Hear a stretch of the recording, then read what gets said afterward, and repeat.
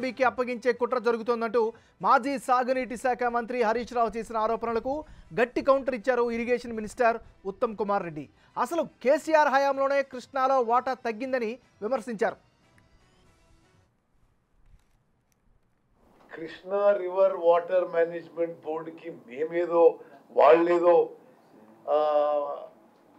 అడిగితే మేమేదో కృష్ణా నదిపై ఉన్న ప్రాజెక్టులు అప్పగించినవని పచ్చి అబద్ధం. కేంద్ర ప్రభుత్వం ఆ దిశలో చర్చలు జరిపింది.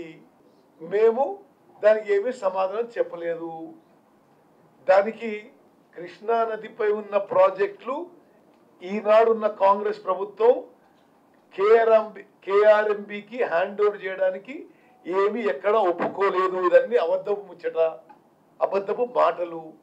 వాళ్ళు కేంద్ర ప్రభుత్వం ఏముంటుందంటే మొన్న నాగార్జున సాగర్లో జరిగిన ఇన్సిడెంట్స్ అవాయిడ్ చేయాలి, మీరు వాళ్ళు డిస్కస్ చేసి ఇది కామన్ బోర్డుకి హ్యాండ్ ఓవర్ చేయడం వాళ్ళు అడిగారు. సరే, దానికి మేమేమి అంగీకారం తెలపలేదు. ఈరోజు హరీష్ రావు గారి స్టేట్మెంట్ ఎట్లుంది అంటే వాళ్ళు ఏదో అడిగినట్టు మేము ఒప్పుకున్నట్టు. ఇది వాస్తవం కాదు. ఓకే, అదొకటి క్లారిటీ ఇవ్వాలి. అదేవిధంగా కృష్ణా వాటర్ గురించి మీకు మాట్లాడే అర్హత ఉందా టీఆర్ఎస్ పార్టీ వాళ్ళకి? నేను నాగార్జున సాగర్ డ్యామ్ కింద ఎడమ కాలువ కింద ఉన్న ఎమ్మెల్యేని ఎంపీని 7 సార్లు గెలిచినాడు. అసలు కృష్ణా వాటర్ తగ్గింది మీ హయాంలోనే.